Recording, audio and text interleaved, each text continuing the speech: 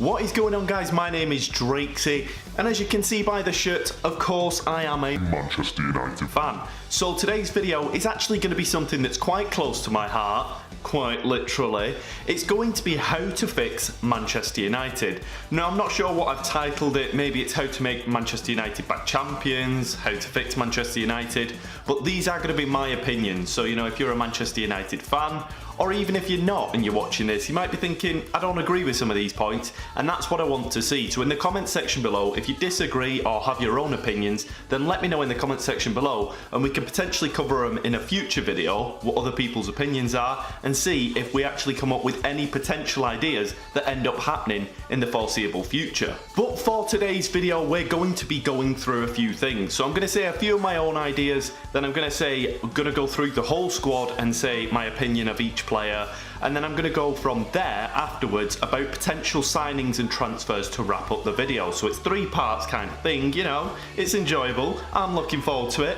Are you? If you are, be sure to subscribe to the channel for more content, of course, and then also be sure to like this video so I know you do enjoy this kind of content too.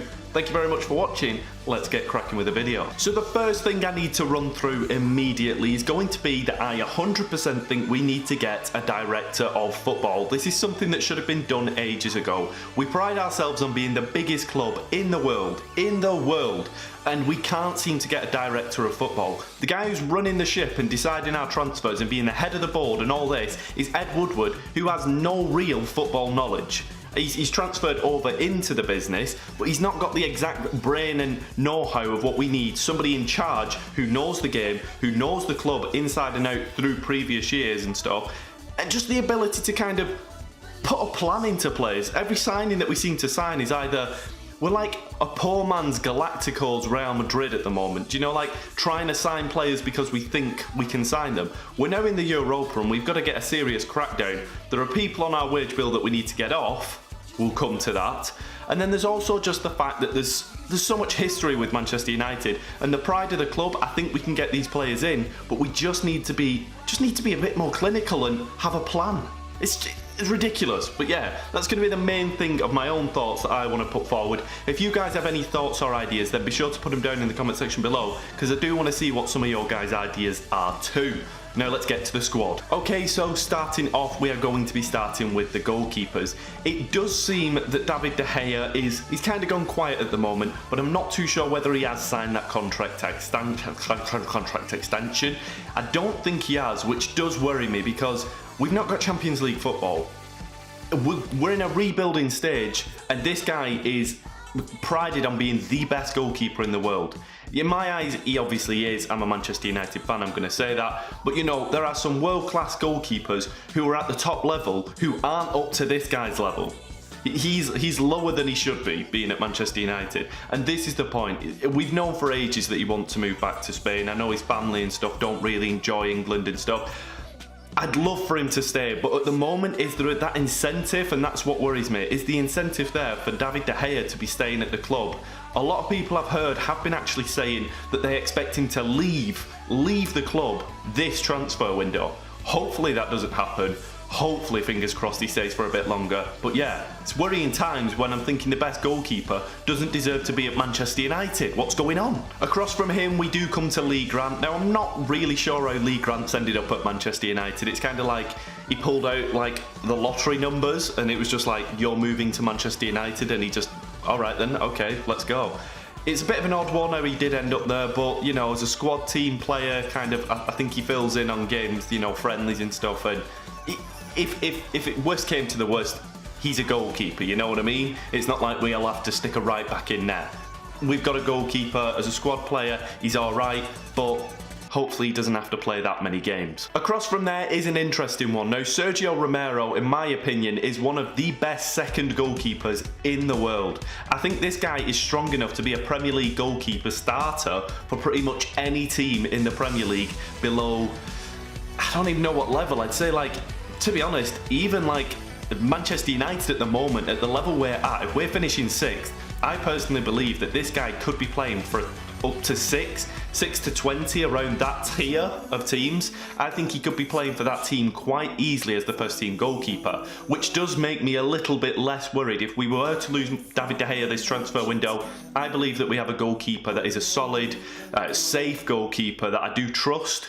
I'm not too sure whether he's Argentina's still first starting goalkeeper, but personally for me, I think he's a fantastic goalkeeper. But if we were to lose David De Gea, I think we would have to buy a goalkeeper because, you know, he's alright and stuff, but for the Manchester United level that we want to be, he's not quite that level. He's more of a secondary goalkeeper if we were to be pushing for the title in a few years' time, and then potentially even just to try and get top 4 next season. It sounds mental saying it. Why am I saying it? I'm getting angry with myself. And the last goalkeeper to wrap up is João Pereira. He's a youngster. He's in the first team officially, but he is pretty much loaned out every year. He's a good young Portuguese prospect. He seems like he's been at the club for years, but yeah, he's not really going to be starting.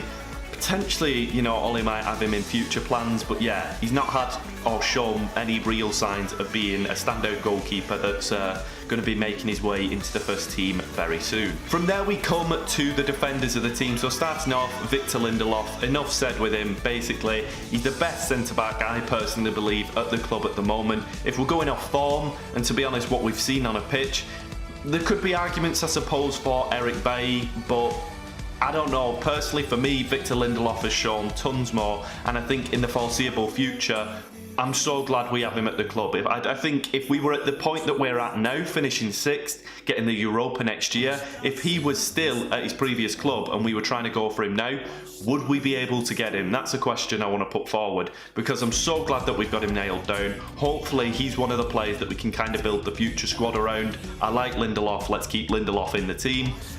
Moving on from him, we're going to come to Eric Bailly. Now, Eric Bailly seems to be a guy that's kind of not really fitting at Manchester United just yet, but he's definitely got the quality to be a world-class centre-back if he puts his mind to it, and if he can, you know, at least be focused on his game. We saw it when he was over back in Spain. He had a fantastic, I think it was 2 or 3 seasons over there. And then he moved over here and he showed signs, but he never really did start kicking on. And I don't know whether things kicked off with injuries potentially, and potentially even a bit of conflict behind the stage background. You know, we're not going to get into that too much because we don't know what fully happened. But yeah, we're going to stay away from that. Phil Jones, Chris Smalling. If you're a squad player, once again, I don't mind too much. If you're coming on for a Carabao Cup game, early stages of the FA Cup, maybe. But I just don't want these guys starting for us. And people will turn around and say that these guys were in the winning team, and you know, these guys are some of the only members of the winning team left. They were fringe players. They weren't starting for us. You know, Chris Smalling shows signs and then he just does the most outlandish thing.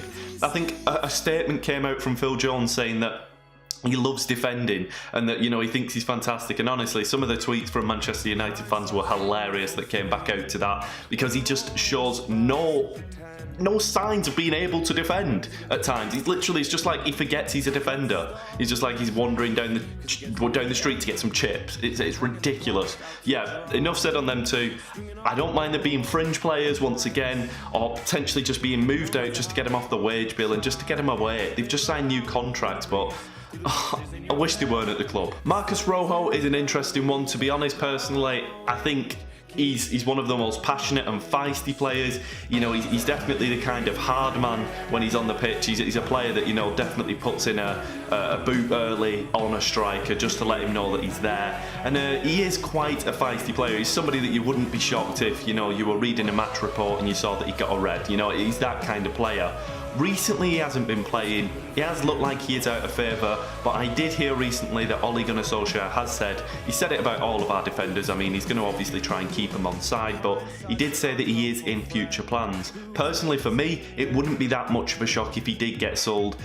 And from what we've really seen of him recently, I don't think we'd be missing out on much if we did sell him. I think, you know, he's not been near the first team for a while, really doing much, yeah. Ashley Young, I'm not even going to go there on Ashley Young. Honestly, it upsets me to see him, but I don't like the amount of abuse he gets. I think it is outrageous how much he gets. I watch him and I think it's tough to watch, and I'm not going to lie, he's a tough player to watch and stuff, but he is, you know, he's been at the club for years and stuff, but I don't think that's enough of a defence to keep him at the club. I think, you know, he should be moved on, and, you know, just to stop this hate and this kind of bad aura that has been put around him, I kind of just want him to move on for his own sakes at this point. But yeah, Ashley Young, I don't want him in my team if we're going to be pushing forward, but I have no ill will towards him. He's been with us for some fantastic years. I just don't want this kind of bad feeling around him. With the recent departure of Valencia has now gone from Manchester United, if you did not know. Diego Dalot, I think, would actually be our starting right back, which does actually put us in the position of potentially needing a more mature, a more developed right back, if you were to say so. And there has been a few linked. We will get to them in the transfer section. But yeah, Diego Dalot is a fantastic player from what we've seen. He can even push forward as a mid-right wing player when we need him. So he is quite pliable and perfect for, you know, jumping in the squad where we need him on that right-hand side. The only issue is really with Diego Dalot. He's still young, he's still learning, and, you know, with that, you know, you're going to make mistakes. And at the points that we're at, if we're trying to push back into top four, the teams that you're competing with in the Premier League, you need a solid right back, you need a full solid defence, you need a full solid team in the Premier League. But yeah, for me, he still might be prone to a few issues, and I wouldn't want that to kind of get on him as a young player and then people think he's not the player that we expected him to be. He's just young. He probably needs time to go out to a team abroad, loaned out, or potentially just stay at the club and come in games that aren't as meaningful, or potentially, you know, where we can push him a bit more forward and show his attacking skills to the players, to the fans, get him on side, and then, you know, over time integrate him into the team as a first team player. A player that is fantastic and our starting left back for me, Luke Shaw. He's not really been on fire of recent, but then again, the whole squad hasn't. Luke Shaw's a fantastic player. I think, you know, in this next season, if he can push on, if he can keep away from injuries, this guy could honestly be one of the best left backs in the league. Now, he's not the exact left back, you know, the advancing left back that you see with teams like Man City and Liverpool. Ugh, it just makes me sick to say it. But with Robertson and players like that, you know, they push on, you know, they're more of the attacking winger, they're more speedy, you know, they can get you on the counter-attack, you know, overlapping runs. Now, he can cross a ball, he's pretty good at that, but as an outright defending right back, full back, he's a fantastic player, and I think you know, he maybe lost a bit of a yard of pace when he put on a little bit of timber, Luke, but you know what, I love you to bits, you're always great. You know, no ill will, again, to any fullbacks. But yeah, Luke Shaw, I do think, honestly, I think if he pushes on and if he has a good season, I think, you know, we will begin to realise what a player we have as a left back. I think a lot of people don't even realise the player we have there at the moment. Then to wrap up, I'm going to go and try and go quick with a couple of these because I am going on for a bit. We do have Timothy Fosu-Mensah, fantastic player, been out on loan. I think he might actually be injured. He did actually suffer quite a nasty injury at the back end of the season when he was out on loan. So yeah, I'm not too sure whether he'll be in the first team, but I can't see him being loaned out, obviously due to the injury. And then I also can't expect to see him getting sold either. So I think once he gets back to full health, we potentially might see him as a squad player halfway through the season when he comes back. But all the best for his injury. Hopefully he gets better soon. Fingers crossed we'll get him into the team sooner rather than later. Because yeah, he's a youngster, come up through the academy, and it's always good to see that with Manchester United. Matteo Darmian, not even going to stay on him for long, not even sure if he's even still at the club, probably going to get sold next week, move on from Matteo Darmian. Axel Tuanzebe, now he is another player that I believe Ole Gunnar Solskjaer has recently just come out and said that he does expect to see him in his future plans. If you don't know, he was in the Aston Villa side that got promoted, he was out on loan, he's had a fantastic season for them, he's been quite a mainstay player in them, he's been a first team player from what I understand, and he's had a fantastic season, and he's shown that he can do it in one of the hardest leagues. If you've never watched the Championship is a tough league. It's different to the Premier League, but once again, he's a youngster that is developing, and he's shown that he can do it in the league below us. But like I said, I wouldn't ever say that the Championship is lower than the Premier League because they play so different at times. So yeah, I think it's completely two different styles, and it's kind of giving that experience in another league and succeeded in it. Potentially you can transfer those skills and get into the Manchester United first team and just, you know, get out some of the awful defence we've had over these last couple of years. Now we move to the midfield, and I actually didn't realise how scrimpy we are in the midfield. We actually have so little players in the midfield, we kind of do need a midfield player brought in. Starting off, we're going to go with Pogba. Now, Pogba obviously has been speaking about his Real Madrid move and moving on. As of recording this, France did actually play Bolivia, I think it was, yesterday, and he had a fantastic game, Paul Pogba. You know, watching, there's that pass that went around on Twitter, an incredible pass, fantastic stuff to see from him. That's the kind of stuff that I do want to see him in a team doing. We saw it for Juventus, and we've actually seen it for Manchester United. Remember when Ole Gunnar took over? You know, he was having a fantastic time. Not as much playing a midfield role, but he just couldn't stop scoring for a while. Then, you know, a few issues went on behind the scenes that we're not too sure fully what went on, so I'm going to stay away from that. But yeah, he's a world-class player, and he's playing for a team that are finishing 6th and aren't in the Champions League this year. And to be honest, Paul Pogba is a player that belongs there. Now, as much as he's got the old image and everything about him and stuff, and the style and the brand and all that kind of stuff, I'm not too keen on that. Obviously, you know, I prefer a footballer to be able to be a footballer first and foremost. But yeah, he's a fantastic player, not going to take that away from him. And fingers crossed we can keep on to him for this year to at least get us a Champions League spot. And if he does want to move on, so be it. We can sell him on for profit and get in some players that do belong at the club and have a passion. And like you said, the money that we can get in for him in a year's time, if we get back into a Champions League spot, will be much better than trying to sell him on now. Because, you know, it's kind of, we'll be selling him on in a worse spot, so, you know, it's kind of like, oh, we'll get him cheaper, other teams might think, because, you know, they're in a worse spot and he wants to leave. Whereas if we're in the Champions League next year and we finish in a Champions League spot, he could move on, and, you know, his value's gone up and stuff because he's shown that he has the quality to get into the Champions League with a team of quality like Manchester United. Juan Mata is a fantastic player. I love him to bits. I think he's absolutely excellent. I think he's just a wonderful person in real life. I don't even want to say much as him on a footballing level because, like I said, I don't think he gets played enough. I think, honestly, I think he's one of the most underrated players. I know he's getting on quite a bit now, but I think he's fantastic for us every single time he plays. I'm maybe exaggerating because I love the guy as a person, but like I said, Juan Mata, an excellent person. I think he's also really good to have around for morale, and on a personal level, like I said, he seems like a really great guy to have in a team. And yeah, could also like boost people's morale and spirit just because he seems like he's always happy. I've never seen him not smiling. Jesse Lingard. Now, Jesse Lingard is a controversial one. A lot of people do say that Jesse Lingard is a kind of player that, you know, is bad for the club. He's come up through the youth academy. He loves the club. He's been a fan since a young lad. And as much as this Jay Lings brand and, you know, this kind of like, you know, him being annoying on social media, I don't know. I don't know where I sit with it. I think on his day he can have a fantastic game. I think he is an excellent player once he puts his mind to it and stuff. But the only issue, like I said, is the kind of social media side and what that kind of represents on the club when we're losing, and then, you know, is he more focused on his brand than his football? Personally, I don't think he is. I think he loves the club to bits, and I think he is one of the players that we should maybe keep around just for the sakes of kind of keeping that understanding of Manchester United, that spirit of coming through the youth academy. It's kind of something that we've always had in the team, and him and Rashford, we'll get to Rashford in a bit, two of the key players that are in the first team, been in the first team for a few years.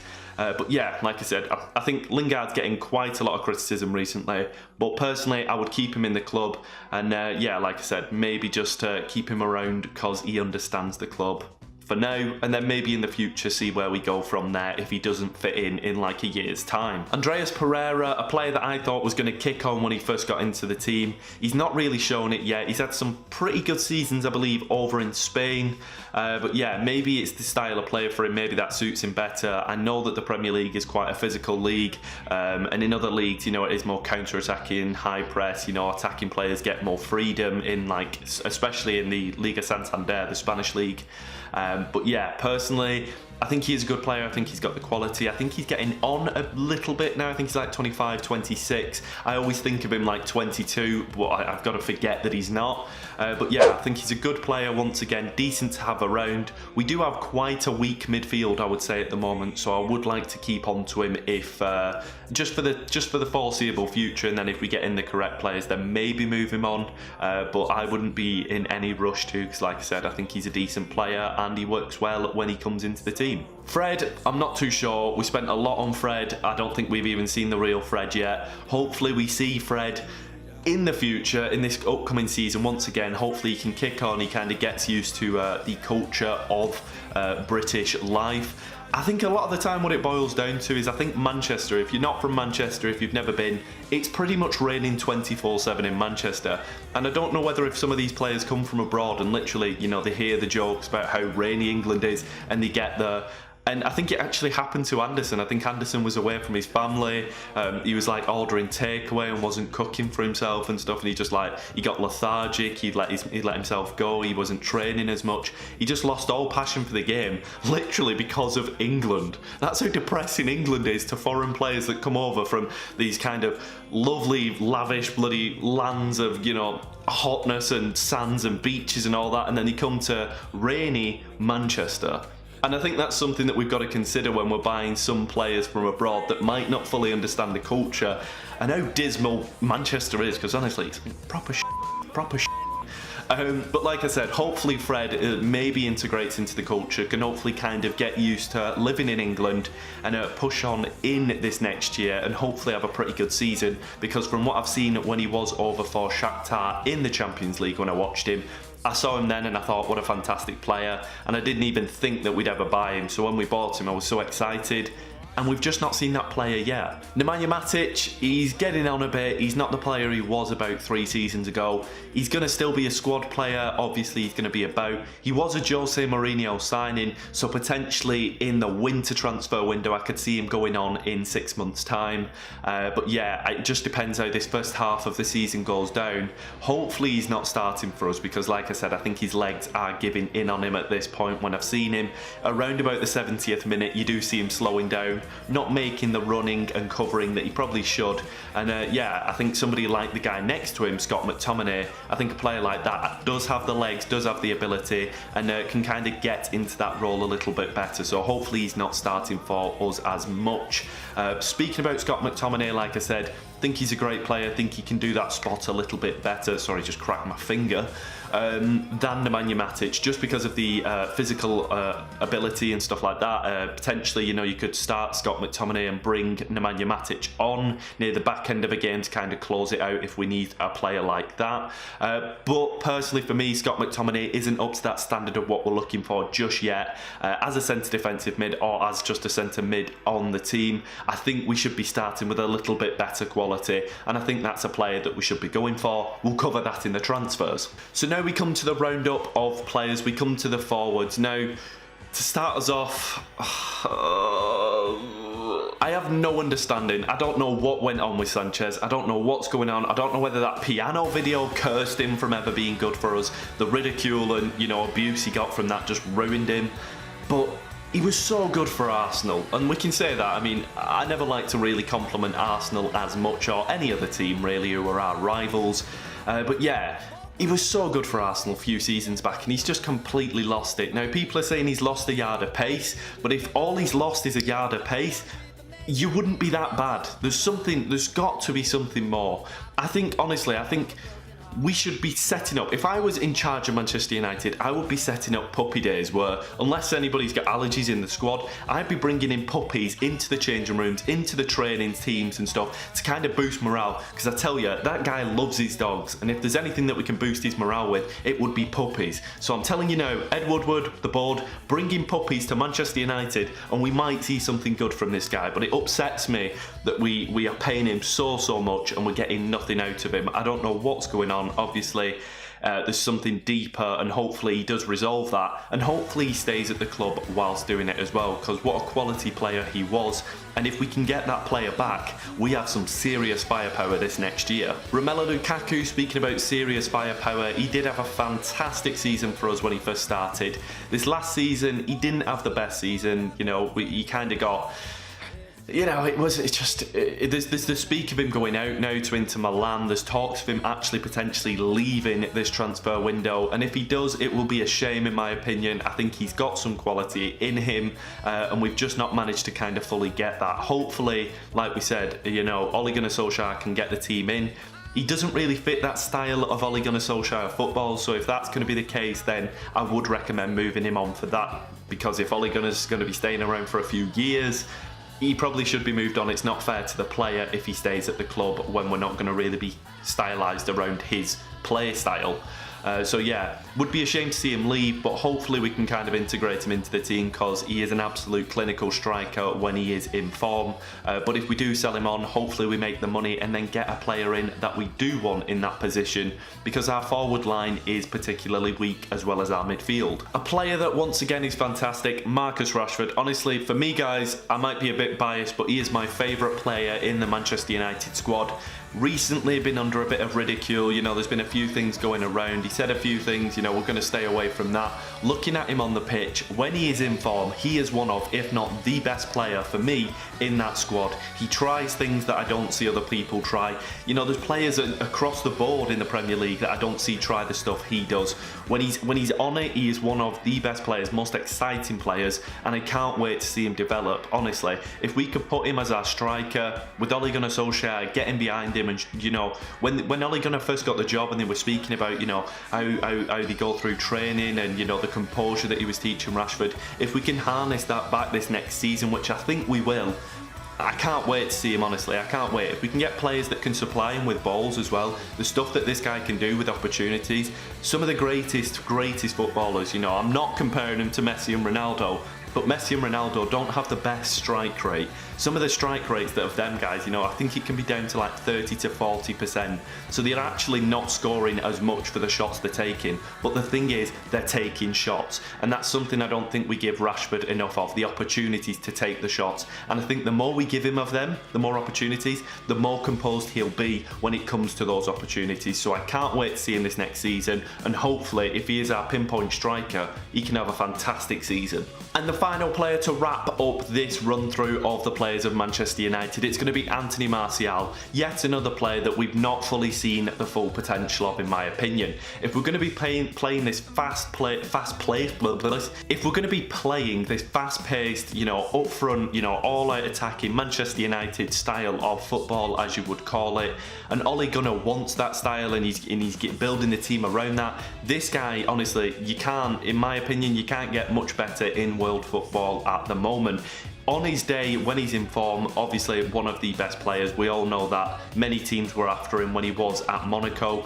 He came to Manchester United, showed glimmers of it, you know, with the goal that he scored, you know, the wonder goal that we all remember. But yeah, I think he's got it in his locker, and once again, if we can harness it, if we can get the morale right in the team, this could be a fantastic front line of him and Rashford, and then potentially an extra player who we're going to get into in transfers. But yeah, I don't know. It just depends who we can get in, and yeah, we could see a front line of the three, Rashford, Martial, and then another player of fast-paced, fast dribbling, flair ability, with the ability to strike a ball when they need to as well. We could have a very, very scary, fast front line next year. So to round up, we're going to be looking at transfers that have been kind of about in the news, and also ones that, you know, potentially are actually going through very quickly, if we believe what the newspapers are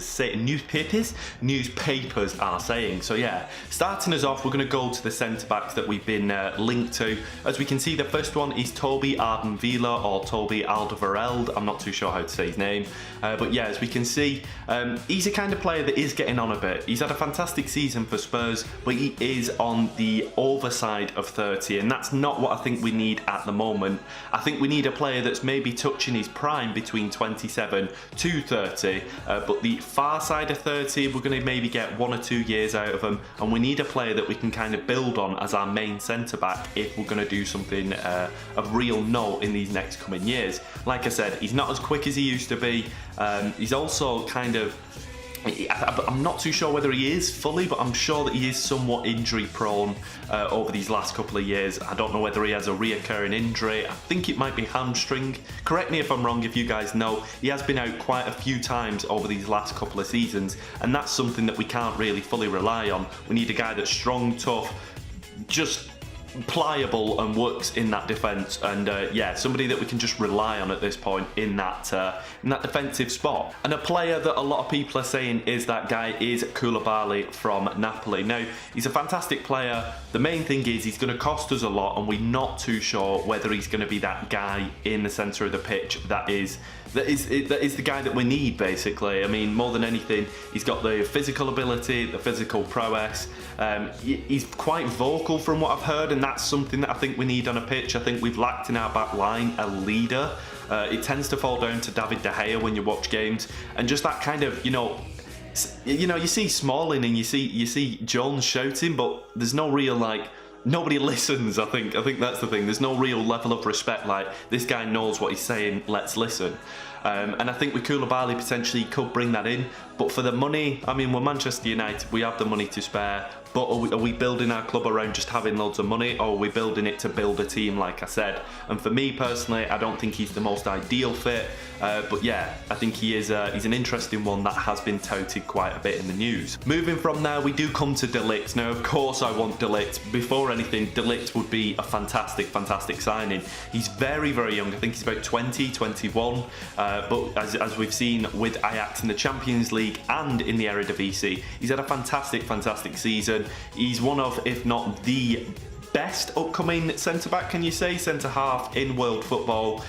He's got that definitely, if you've seen him interacting with the Ajax crowd, he's got that ability to jump on a mic, that that strength, that power, of just in character, not only in person and stuff, in physical ability, but in a character as well, in his actual demeanour and everything about him. He seems like a really good guy to get in, and if we can develop and pull our club with him, and he can become a legend at the club, honestly, I could absolutely love it to bits. But that is the wrap up for the fullbacks. But like I said, personally for me, I think we should get an older player at the centre-back position, around 27 to 20, let's say 27 to 30 age. Not really the far side, like I said, but yeah, somebody around that age to kind of be our main man, to kind of maybe guide De Ligt as well.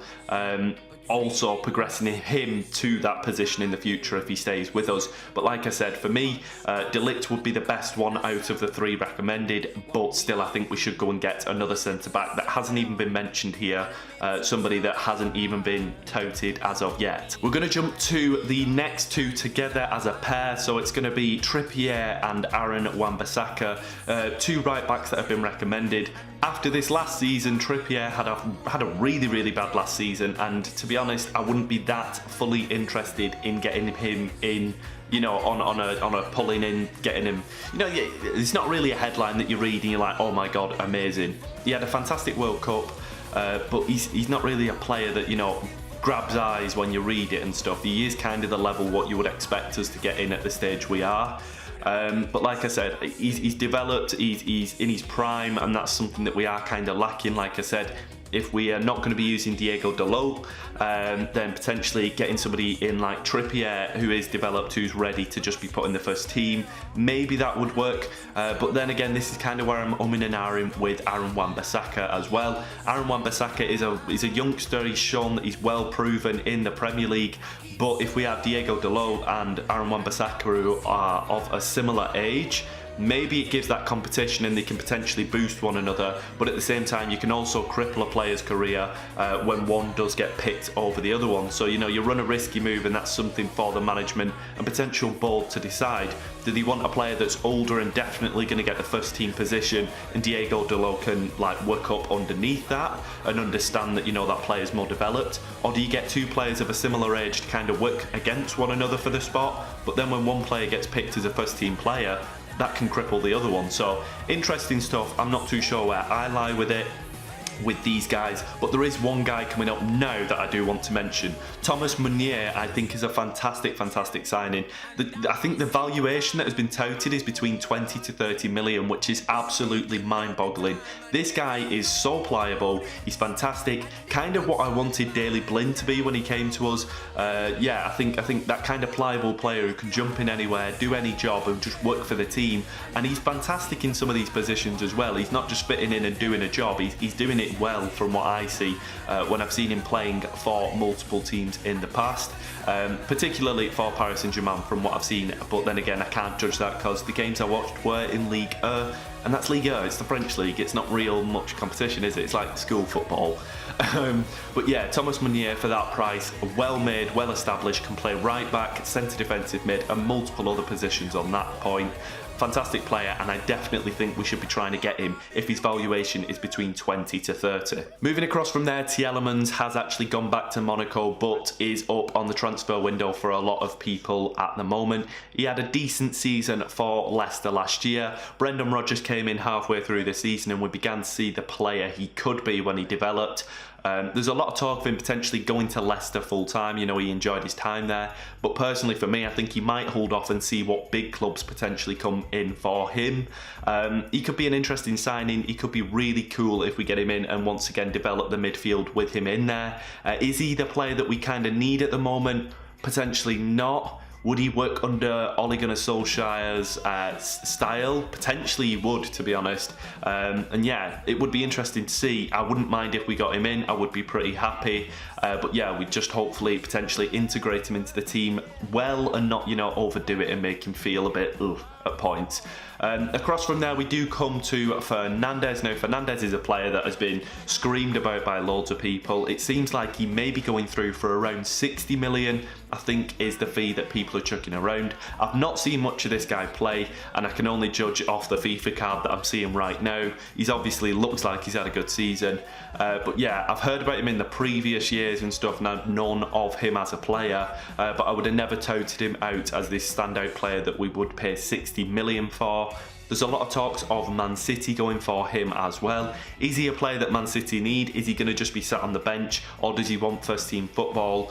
And probably a little bit of money if he comes to Manchester United as well. He seems like a realistic signing, seems like somebody we could sign from the Portuguese league, so to move to Manchester United, he's not losing a lot if he comes to Manchester United. You know, a lot of people would do that trade-off. I think a lot of players would trade off the Champions League to come to the Premier League for a top team. So, you know, they might be losing the Champions League. I think Sporting did get a Champions League spot. So, you know, if he does lose the Champions League spot with Sporting, he still gets to come to Manchester United and be in the Premier League. And that's a lot of players' dreams. So, yeah, interesting to see for him there. Move across now to James Maddison. Try and wrap this up as quick as I can. Touted 60 million for him. He's an interesting one, shown that he can do it in the Premier League. He's a very, very talented player, a great playmaker, one of the most interesting players to watch, I personally think, on a ball in the Premier League at that centre attacking mid spot. Yeah, he works well with players like Vardy when they're pushing on the speedy, quick players that can push forward. He can pick out a ball very, very well. And if that's what Ole Gunnar Solskjaer is building with Rashford, like I said, players that need opportunities creating for him and Rashford and Martial and potentially the other player that we get up front, if we're building this front three, he could be a fantastic, fantastic signing, like crazy good for us. Like I said, Fernandes not really proven in the Premier League. James Maddison is around both 60 million, and I think James Maddison is younger and then would also fill out the homegrown quota. For me, my side, obviously, and my preference does lay with James Maddison. I understand him and I know him as a player, but if you guys know Fernandes better, let me know if I'm wrong for saying that. From there, we come to Sancho. Now, Sancho, I just want to clear up, that's the player that I've been speaking about fitting into this front three. The idea of Sancho, Martial and Rashford would be an incredible, incredible front three. Personally for me though, I think he's had an excellent season. If I was the player's agent, if I was Sancho's agent that is, I would personally recommend him to stay in the German league for one more year and see how he does with Dortmund. They've got some really interesting players in as well for this next season, so it would be good to see him develop and integrate with those players as well. But from a Manchester United standpoint, obviously I want this guy in. He looks fantastic from what I've seen, and I've seen quite a bit of him, to be honest, as well. Seeing him play for a different team as well, like England. He even showed the same flair, skill and ability that he has shown for Dortmund in a second team. So under a different management, it shows that he is adaptable and he can kind of work. Basically, he's built around his pace, he's amazing dribbling, and his ability to actually score. Now, this is something that Raheem Sterling was criticised for years, players. He had the ability, the flair, the skill, the pace and everything like that, but he just couldn't seem to finish. And obviously this last season and the season before that, Pep Guardiola has unlocked that in him and he's become the all-round fantastic attacking player. One of the best in the Premier League, no doubt, I'm sure. You know, it pains me to say it, but you know, he is a fantastic player. And that's something that we could potentially do with Sancho a lot sooner as well. It seems like he's already got that unlocked. So yeah, it would be great to have him, but personally I don't think he will be coming. I don't think he would leave Dortmund. The setup that they've got going there after the season he's just had as well. And then also the fact that he would potentially, if he moves to Manchester United, you know, for this point, he wouldn't be in the Champions League, and he has actually experienced the Premier League with Man City. Now, he wasn't in the starting squad, and that's actually why he moved to Dortmund. But yeah, it is a kind of an interesting one on the point that, you know, he's been around the Premier League, he's been around these kind of players, the teams, and he chose to get away from that. So I don't think he'll be so rushed to get back to it. And like I said, he would be losing Champions League football. So maybe to another team, but I don't see him coming to Manchester United as much as I would love this signing. And the same goes for João Felix. Now, João Felix, I'm pretty sure he's probably going to get snapped up by Barcelona, probably going to get snapped up by Real Madrid, Juventus, probably one of the big teams. I see him like that going to. And I say big teams, we're at that level in my eyes. Personally, we are. We're not in a footballing standard, but you know, if we're going by the history, the size of the club, the fan base, and then, you know, what the club can do and can achieve, and you know, the facilities on offer, we're at that level. I'm pretty sure everybody can agree with that. So yeah, it would be interesting to see him come to Manchester United, but once again, like I said with Sancho, I think the opportunities and the things that he'll have laid down on the table, personally I think he might take a different route and go to another club, but it would be great to see him come in as, once again, another one of the attacking players in our team. Martial, João Felix and Rashford would be just as good as Sancho in there as well. But maybe I'm wrong, maybe we'll get completely different players. Hopefully we grab one of these. Like I said, personally for me, I'm sitting with James Maddison and Meunier as being realistic and being achievable. De Ligt is kind of one that may be going on. We're unsure, maybe it's Mino Raiola, but you know, who knows with that. But yeah, Meunier, Maddison and De Ligt would be realistic, great signings, but we'll just have to see what we do. Let me know your thoughts. I've been Drakesy. Thank you very much for watching, guys, and I shall see you in a bit.